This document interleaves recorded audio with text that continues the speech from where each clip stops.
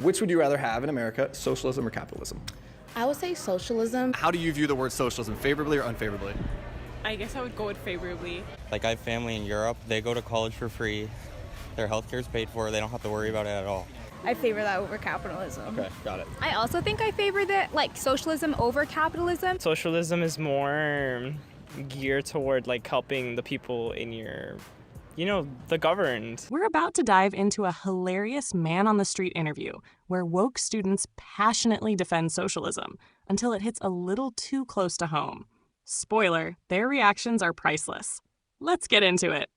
I'd rather people have that same opportunity. There's a lot of excess in America. The main idea of socialism being that people at the top are doing their fair share to help people at the bottom, trying to prevent disparity of income and trying to prevent excess, as you called it. So on campus, if there's a GPA disparity where there's people at the bottom with a poor GPA, would you support a policy where people at the top spread the wealth and give that GPA to people at the bottom? Help them get a better GPA? Yeah. I'm all for helping. I wouldn't give let me just give you some of my points. But it's about being fair, right? We got to help people at the bottom. I've lost a lot of sleep, so I don't know if I will be fair. It's hard. I guess it would be kind of like hypocritical for me to say no. That's completely different. How is it different? Because I'm studying all day for my grade. What do you mean by sharing it? Like, literally, like, giving them a chunk of my GPA? Yep. Dang. I would want to say no, straight up. But what's the difference between earning a high GPA and not wanting to give it away, but then earning a lot of money and also not wanting to give that away? Well, I feel like the difference is that you study for your grades, right? And grades often reflect how much time you spend studying. But You gotta work pretty hard to become a millionaire. I mean, I'm not denying that fact either, but for the regular working person, Do you think there's a similarity between earning your salary and maybe not wanting to give it away to people that aren't working to earn it? And same thing with the GPA, where you earn it and you say, well, I don't necessarily want to give it to anyone who might not be working for it. Right. I think it's just that whole sense of thinking that no one's going to work for it. I mean, I sacrifice a lot to get my GPA. I don't go out as much as I'd like to, but that's for a greater goal in the future, the way I see it. So no, I wouldn't sacrifice my own things, sacrifice my own time to help somebody else who didn't want to make those same sacrifices. Guys, if you don't mind smashing that thumbs up button for your boy, really does help me out. And also, if this is not your first time watching one of the videos and you're not a subscriber yet, hopefully this will be the video in which I can earn your subscription. Let's get back to the video. There's some people who are in the bottom, but they really are working, and there's some people who are in the bottom and they deserve that poor GPA. Kind of like people making money with their income? Exactly. You know what I'm saying? Some people. Let's not throw shade.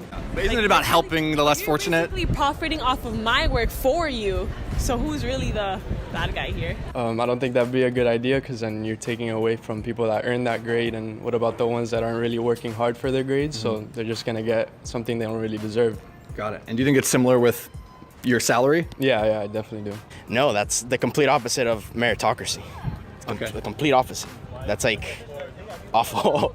I don't think they're comparable because your GPA is not directly linked to your quality of life necessarily. But you still have to earn it the same way you'd have to earn a salary, right? Well, I don't think most rich people in this country necessarily earn it. Much of that money is inherited. Much of that money, is made from the stock market, which they're not actually working for that. They're pressing a button behind a computer for that.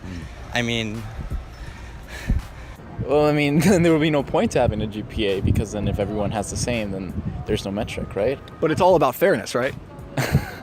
Well, is it fair?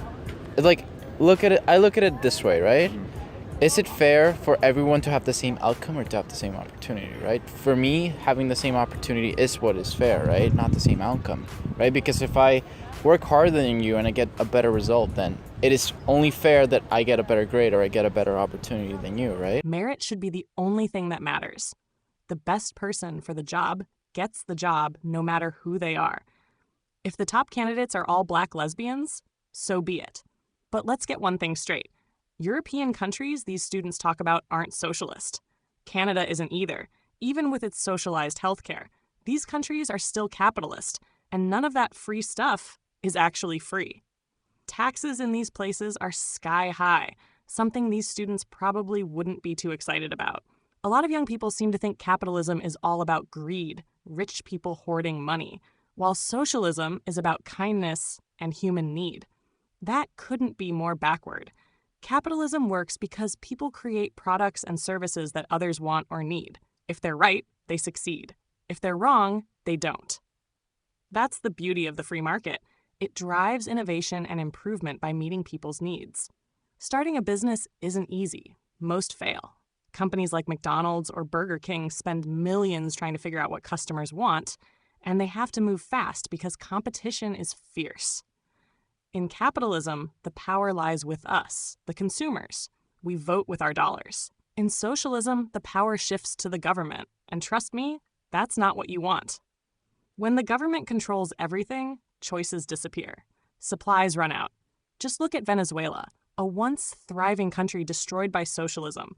Those European countries with free healthcare and college, they're not socialist. They balance a capitalist economy with government programs funded by high taxes. And even then, they often offer private options for those who can afford them. The truth is, you need a strong capitalist foundation to fund these programs. Without it, you end up like Venezuela. The more capitalism you have, the less socialism you need. Funny how that works, right? Let me know what you think in the comments, like the video, and subscribe for more. Catch you in the next one. Peace.